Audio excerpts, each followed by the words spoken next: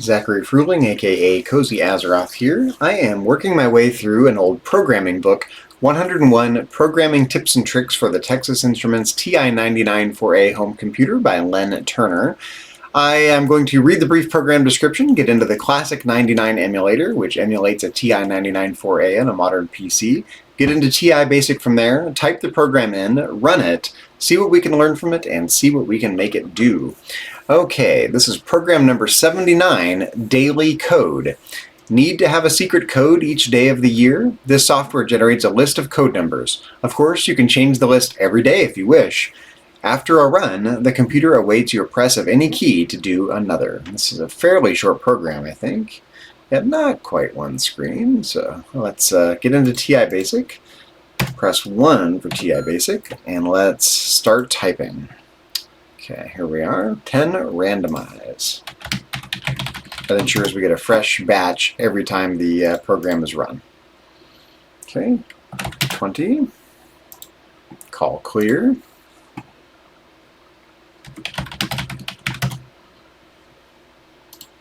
30, go sub 200.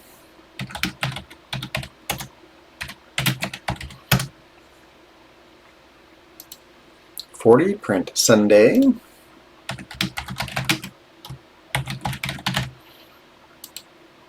Okay. Comma C. Looks good. 50.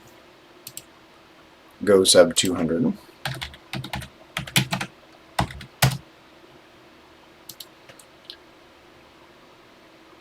60, print Monday.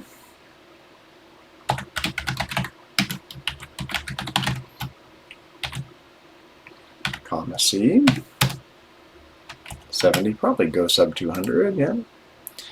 The subroutine is what's going to generate the random number, I believe. 70, go sub 200.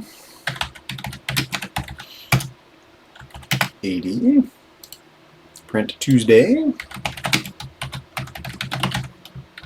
Comma C. 90. I'm checking at every step because I really don't want to retype things. I know there's definitely a pattern here, but I don't want to retype, so I'm going to double check anyway. 100, print Wednesday.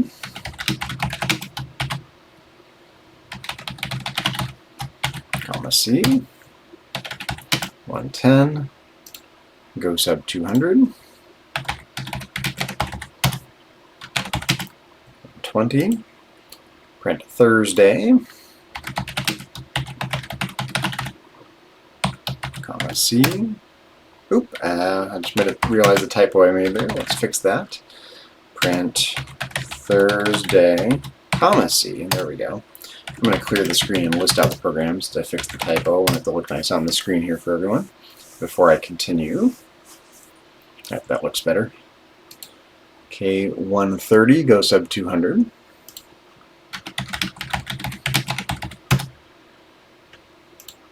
140, print Friday. Comma C. 150, go sub 200. 160, print, give you one guess, Saturday, comma C. We're at 170. Okay, call key.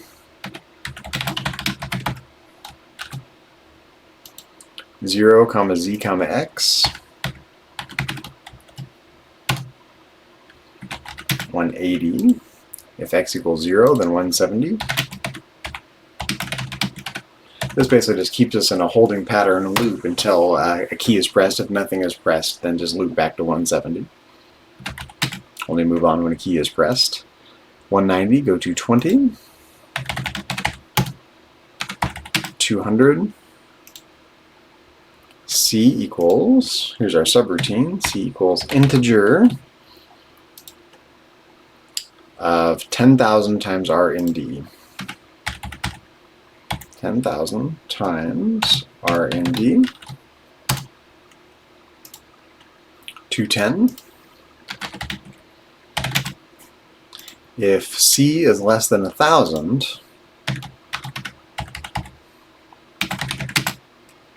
then 200. Keeps us from getting a small number of digits as the code. Okay, 220. Return. Just ends the subroutine. That is the whole program. Again, let's clear the screen, list out the program. We're going to skim it as it scrolls, looking for typos, syntax errors, any math errors, anything like that. And at a glance, I don't see anything. I just want to double check 200 and 210. Yep, that's 10,000, and this is 1,000. 10,000, 1,000. Looks pretty good. Let's give it a run. Okay, so here's our first batch of codes. Make sure we should always be getting a 4-digit code. All we have to do is press a key to generate a new batch.